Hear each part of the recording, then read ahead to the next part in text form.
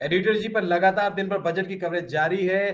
पहले हमने आपको बताया कि कैसे टैक्स बचाएं और क्या करें, क्या कर सकते हैं, मिडिल क्लास को क्या मिला इस बजट से। उसके बाद अब हम मौजूद हैं पॉलिटिकल पैनल के साथ। हमारे साथ गोपाल कृष्ण अग्रवाल जी हैं, बीजेपी के नेशनल स्पोक्स पर्सन है। हमारे साथ योगेंद्र यादव जी भी जुड़ गए हैं, जय किसान आंदोलन से जुड़े हुए किसान नेता भी हैं। तमाम इनके बारे में आप जानते हैं, सेफोलॉजिस्ट भी रह चुके हैं और तमाम इनके पूरा परिचय देने की कोई जरूरत नहीं है। तो जो योगेंद्र जी, यदि आप मेरी आवाज सुन पा रहे हो तो मेरा सीधा जी। सवाल अब आपसे है कि भाई बजट आया, किसानों के लिए क्या लाया आपकी नजर में? माफ कीजिएगा, देरी से जुड़ा हूं और बहुत छोटी बात ही अपनी रख पाऊंगा आपके सामने। जी। मैं समझता हूं ये बजट किसानों के लिए सिर्फ जिल्लत और अपमान लाया। मैं समझता हूं कि सरकार किसानों से बदला लेना चाहती है। इस किसान आंदोलन से हारने के बाद तिलमिलाई हुई सरकार अब सोचती है किसानों को सबक सिखाने की, और ये बजट किसानों को सबक सिखाने का है। इस बजट में आपको ध्यान होगा 2022 का साल है, और इस साल सरकार ने कहा था कि 6 साल के बाद किसानों की आमदनी दोगुनी हो जाएगी। पिछले 5 बजट से वित्त मंत्री बार बार बोल रहे थे doubling of farmers income, doubling of farmers income. और जब 6वां साल पूरा हुआ और जवाब देने का मौका आया, एक लाइन नहीं बोली। वित्त मंत्री ने डबलिंग ऑफ फार्मर्स इनकम शब्द अपने मुंह से नहीं बोला, क्योंकि बोलने लायक कुछ था ही नहीं। क्योंकि ये बिल्कुल क्लियर है, आंकड़ों की मदद से क्लियर है कि फार्मर्स की इनकम डबल होने की बजाय वहीं की वहीं खड़ी है ओवरऑल इनकम, और उनकी जो खेती बाड़ी से इनकम है, कल्टीवेशन से, वो एक्चुअली घट गई है। फार्मर्स की इनकम 2016 में 8,000 थी। सरकार की कमेटी ने कहा कि 2022 तक उसे 21,000 करना पड़ेगा अगर उसे डबल करना है तो। और एनएसएसओ के सर्वे ने बताया कि 3 साल पहले तक वो सिर्फ 10,000 हुई थी, और अगर उसी रेट से देखें तो आज 11 सवा 11,000 हुई है। तो ये फेल हुआ। नंबर 2, सरकार की तरफ से एग्रीकल्चर के बजट को इस बार घटा दिया गया है। एग्रीकल्चर का बजट पिछली बार 4.26% था, इस बार उसे घटा के 3.84% कर दिया गया है। रूरल डेवलपमेंट का बजट 5.59% था, उसे घटा के 5.23% कर दिया गया है। इन दोनों घटोतरी से लगभग किसानों को और गांव को 40,000 करोड़ का नुकसान हुआ है। सरकार की जितनी भी फ्लैगशिप स्कीम्स थी किसानों के लिए, सब में कटौती हुई है। जो प्राइम मिनिस्टर फसल बीमा योजना, उसको 16,000 से घटा के 15,500 किया गया है। जो स्कीम थी पीएम किसान आशा, जो कि एमएसपी देने के लिए बनी थी, उस स्कीम को तो खत्म ही कर दिया गया। 400 करोड़ से घटा के सिर्फ 1 करोड़ उसको कर दिया गया है। ये जो 2,37,000 करोड़ जो जी, योगेंद्र जी, 2,37,000 करोड़, ये 2,37,000 लाख करोड़ जो है, ये रकम जो सरकार ने एमएसपी के लिए रखी है, ये इसके बारे में थोड़ा बताएंगे? ये क्या धान और हाँ, गेहूं की ये फसल के लिए देखिए, मैं रखी है? समझ रहा हूँ कितना मजे की बात है। आप जैसे गंभीर पत्रकार भी सरकार के झांसे में आ गए। दो नहीं, मैं लाख तो सैंतीस जानना चाह रहा हूँ हजार क्या है करोड़ इसको इसको सरकार ने कैसे। रखे नहीं है किसानों को देने के लिए, कोई बजटरी आइटम नहीं है। जी। ये अमाउंट है जो कि एफसीआई किसानों की फसल खरीदने में इस्तेमाल करता है। उसका हम्म। एक बहुत छोटा सा हिस्सा सरकार की जेब से जाता है। ये एफसीआई का ट्रेडिंग है। और ये भी आंकड़ा गलत है, क्योंकि इस साल जो 2,37,000, बेसिकली वित्त मंत्री कह रही हैं कि एफसीआई ने 2,37,000 करोड़ रुपए का धान और गेहूं किसानों से खरीदा। ये बात सही है। पिछले साल कितना खरीदा था? 2,48,000 करोड़ रुपया, यानी कि कमी आई है।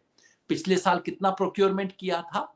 1,286 लाख टन। इस साल कितना किया है? घट के 1,208 लाख टन, यानी कि कमी हुई है। मुख्य वित्त मंत्री को लोकसभा से माफी मांगनी चाहिए थी, कहना चाहिए था कि सॉरी, पिछली बार से कम प्रोक्योरमेंट हम कर पाए। उसकी बजाय ऐसा पेश कर रही हैं, और देश के पत्रकार भी मान रहे हैं इस बात को। मतलब धन्य है। अगर ये बात शेयर मार्केट में कही जाती तो मेरे ख्याल में आप जैसे एडिटर उसके ऊपर, हमारे एडिटर जी सरकार का गला पकड़ लेते। शेयर मार्केट के बारे में नहीं, तुम हम ऐसा यही कैसे गला बोल पकड़ सकते लेंगे हो? तुरंत। इतना झूठ क्यों बोलते हो? गोपाल जी, आप पर सीधा सीधा इल्जाम है, आपकी पार्टी ने, आप आर्थिक मामलों के जानकार भी हैं, आप बताइए, आप लोग झूठ कह रहे हैं और आपने जो आंकड़े पेश किए वो योगेंद्र जी का साफ कहना है कि भाई ये आंकड़े तो सामान्य तौर पर बजट का हिस्सा रखा भी नहीं जाता है कि कितना, कितने मिनट का, लाख करोड़ का प्रोक्योरमेंट हुआ। क्या कहेंगे आप? किसान की आय दोगुना 2022 में होनी थी, 2022 आ गया। नहीं, देखिए सबसे बड़ी बात है कि 2 साल की ये जो पेंडेमिक है इसमें कई चीजें डिसरप्ट हुई है, लेकिन आज अगर हमारी एग्रीकल्चर सेक्टर की ग्रोथ 3.9% की एस्टिमेटेड है, जो कि कल आर्थिक सर्वेक्षण में बात की थी। पिछले 7 साल के पहले लगभग एवरेज 1.5 से 2% की जी एक ग्रोथ एग्रीकल्चर सेक्टर में हुई थी। पिछली बार 3.4% की हुई थी। तो कृषि क्षेत्र में ग्रोथ बढ़ रही है। फिर आप रूरल सेक्टर के लिए केवल उसमें यह भी देखना चाहिए कि जो सरकार का नहीं नहीं इन्वेस्टमेंट है, गोपाल चाहे जी प्रधानमंत्री एक बीच में आवास। रोकूंगा। योगेंद्र जी ने पूछा सवाल कि भी 2022 तक आमदनी दुगना होने की बात बार बार प्रधानमंत्री जी ने भी कही थी और पिछले कुछ बजटों में जिक्र आया था। इस बार के बजट में उसका जिक्र तक नहीं किया गया है और वो साल आ गया है 2022, जबकि ये टारगेट पूरा होने का लक्ष्य था। उस पर क्या कहेंगे आप? देखिए, नहीं, उसमें जब सरकार उस तरफ बढ़ रही है, जब भी हमने 9 करोड़ टॉयलेट बनाने की बात की थी शुरू में, उसको 11 करोड़ टॉयलेट बनाए। 15 करोड़ लोगों को घर में नल के द्वारा पानी जल देने की बात है। रोड्स जो है ग्रामीण क्षेत्र में 136 किलोमीटर पर डे बन रहे हैं। सरकार एक टारगेट लेके चलती है। एस्पिरेशनल डिस्ट्रिक्ट जो 115 एस्पिरेशनल डिस्ट्रिक्ट है, उसमें से 95% डिस्ट्रिक्ट में सरकार अपनी 7 महत्वपूर्ण योजनाओं को नहीं पहुंचाने में आगे बढ़ी है। तो देखिए, सब चीजें, हर चीज एकदम दुगनी हो गई है ये तो हम कह भी नहीं रहे। सरकार ने जो कहा था एक टारगेट लेके चलती है, उस तरफ सरकार बढ़ती है। कृषि क्षेत्र में योगेंद्र यादव जी यहाँ बैठे हुए, क्यों नहीं सरकार को रिफॉर्म करने के लिए रोका गया? 1 साल अगर पहले एग्रीकल्चर सेक्टर में रिफॉर्म होता और 2015 में लैंड रिफॉर्म होते, तो जो आप अमेंडमेंट वो लेके तीन आए कृषि थे, कानून की बात कर रहे हैं।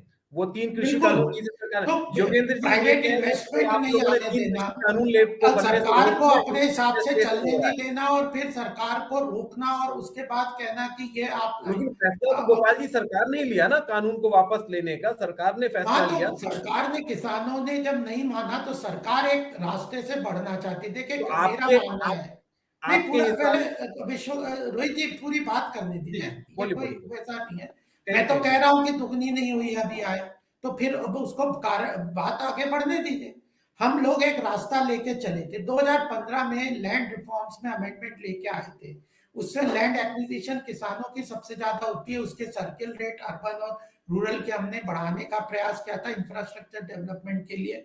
उसको भी किसानों के और लैंड वाले रिफॉर्म्स के जो एक्टिविस्ट है, जिनको आंदोलन जीवी हम कहते हैं, उन लोगों ने रोक दिया। अब हम पिछले साल से एक रिफॉर्म, मार्केट इकोनॉमी का रिफॉर्म लाने का प्रयास कर रहे थे, जिसमें मार्केट का अल्टरनेटिव प्रोक्योरमेंट का सिस्टम बना रहे थे, infrastructure, warehousing, value addition, FPO, इन माध्यम से मार्केट इकोनॉमिक रिफॉर्म्स के अंतर्गत हम सब लाने का प्रयास कर रहे थे। प्राइवेट इन्वेस्टमेंट को अट्रैक्ट करने का प्रयास एक कर रहे बात थे। योगेश जी को जब तक आप रिफॉर्म नहीं, एक मिनट रोहित जी, जब तक आप रिफॉर्म नहीं लाएंगे तो कैसे, क्या आप मैं समझ गया सरकार आपकी बात एमएसपी को। से आप क्या आपकी बात इनकम बढ़ाना की बात करते हैं एक क्या? एक एक हम एक एमएसपी क्वेश्चन। से केवल एमएसपी भी बढ़ाया, प्रोक्योरमेंट भी बढ़ाया, लेकिन नहीं किसानों मैं की समझ आय गया आपकी योगेंद्र बात जी मुझे को। बता दें कैसे दुगनी होगी? अदरवाइज चलिए आप योगेश जी का किसी जवाब ले रिफॉर्म लेते को हैं ना, योगेश जी का जवाब ले लेते हैं। आपने अपनी बात रखी, योगेश जी जी, बताइए। मुझे जाना होगा तो मैं अब जवाब जी दे दूं। जी मेरा जी बोलिए। दो चार कहना है। पहली बात, अगर मैं 6 साल तक ढिंडोरा पीट रहा हूं कि भाई 2022 में मैं पटाखा फोड़ने वाला हूं, 2022 में डबल होना है, 2022 में डबल केवल होना है, 2022 में तो अचानक थोड़ी हो 2022 के जाएगा, वो बजट तो में क्या मुझे कंटिन्यूअस इसके बारे प्रोसेस में है ना। बोलना चाहिए कि नहीं बोलना चाहिए? हुआ, नहीं हुआ, आधा हुआ, पूरा हुआ, तमाम कारण थे। चुप्पी क्यों है, इसका क्या कारण है? नंबर एक। नंबर दो, उन्होंने कहा कि पिछले 2 साल कोरोना आ गया, बहुत अच्छी बात है, लेकिन एनएसएसओ का जो आंकड़ा आया है वो तो उससे पहले का है, 2018-19 का है। पहले 3 साल में आपने क्या किया? वो दिखाता है कि पहले 3 साल के अंदर भी आपको कम से कम प्रति वर्ष 10.5% की उससे ग्रो करना था इनकम फार्मर्स की। और एनएसएसओ का आंकड़ा दिखाता है कि आप पहले 3 साल में भी 2.5-3% की दर से बढ़ रहे थे। उसका क्या जवाब है? और तीसरा ये कहना कि कानून बनने थे, तो भाई मोदी जी ने क्या 2016 में कहा था कि अगर कानून बनेंगे तब तो मैं डबल कर दूंगा, कानून नहीं बने तो नहीं कर पाऊंगा? ऐसा बोला था? 4 साल तक मोदी जी सोते रहे और अचानक 2020 में तो उन्हें याद सारे आया कि स्टेप अरे, योगेंद्र जी असली कैसे फॉर्मूला तो कानून वाला था, नहीं तो डबलिंग नहीं होगी। नहीं तो झूठ आप बोल बता रहे दो, थे देश आप के साथ 4 साल बोलोगे तक। बिना मैं अभी समझता हूं करंट? आए बाएं की बातें हम न करें, इसके अंदर हम तथ्यों का सामना करें, ईमानदारी से बोले भाई बोला था, हो नहीं पाया, बताए किस किस कारण से नहीं हो पाया था। उसके बारे में चुप्पी रख के अगर आप सोचते हैं, और ये कोई माइनर स्कीम नहीं थी सरकार की, आप 10-15 और चीजें गिना रहे थे भाई साहब, ये स्कीम थी जो पिछले 6 साल से सुनते सुनते मेरे कान पक गए थे कि 6 साल में डबल, 6 साल में डबल, 6 साल में डबल। दिन रात आप ढिंडोरा पीट, वो टारगेट था, जिस दिन करना होता है उस दिन क्यों चुपचाप भाग जाते हैं? ये कैसे हो सकता है? हद की बात है। और इसके ऊपर इंटेलेक्चुअल बैठ के इसको जस्टिफाई कर रहे हैं। मैं तो शर्म सुन के, आपको पता नहीं कैसा लग रहा है। ये कह रहे हैं योगेंद्र जी कि आपका टारगेट अचीव नहीं हुआ, इस बात को एक्सेप्ट कर लीजिए और ये बता दीजिए कि कितना अचीव हुआ। गोपाल जी, ये सीधा कितनी आमदनी किसानों की बढ़ गई? नहीं, देखिए, पहली बात यह है कि बजट के अंदर प्रावधान में ये सारी चीजें चर्चा में नहीं आती, इसलिए वित्त मंत्री जी ने उस बारे में चर्चा में नहीं किया। सबसे बड़ी बात है, कोई वित्त मंत्री जी ने ये टारगेट, ये जो था कि ये बजट में थोड़ी अनाउंस किया था। कृषि क्षेत्र में कई तरह की समस्याएं हैं जिनको समाधान के लिए हम कई प्रयास किए। एफपीओ, फार्मर प्रोड्यूसर ऑर्गेनाइजेशन लेके आए हैं, कई तरह की चीजें सरकार ने की है। अब सारे टारगेट एकदम अचीव हो गए हो, सब चीजें एकदम परफेक्ट हो गई है, अब कुछ करने की जरूरत नहीं है, ऐसा तो कोई क्लेम हम कर ही नहीं रहे। सरकार ने कृषि क्षेत्र में किसानों की आय को दुगना करने के लिए एक रोड मैप तैयार किया, उसकी तरफ बढ़ रहे हैं। पेंडेमिक से कुछ डिसरप्शंस हुए हैं, फिर भी सरकार कृषि क्षेत्र में जो वैकल्पिक आय के समाधान है, चाहे पशुपालन की बात हो, चाहे एफपीओ के माध्यम से फूड प्रोसेसिंग इंडस्ट्री की बात हो, एक्सपोर्ट में देखिए, एग्रीकल्चर एक्सपोर्ट में भी बढ़ोतरी हुई है, एक रास्ता लेके चल रहे हैं। लेकिन अब कोई कहे कि आपने दुगनी हो गई क्या, तो दुगनी तो एकदम आय हो नहीं गई किसानों की। बहुत बहुत शुक्रिया गोपाल जी, आप हमारे साथ जुड़े और साथ में योगेंद्र यादव जी भी जुड़े, और आप दोनों ने हमें कई मुद्दों पर अपने अपने पक्ष को सामने रखा कि किसानों के मुद्दे से लेकर तमाम दूसरे मुद्दों तक आप हमारे साथ जुड़े, हमारी चर्चा करने के लिए आपका बहुत बहुत धन्यवाद। नमस्कार।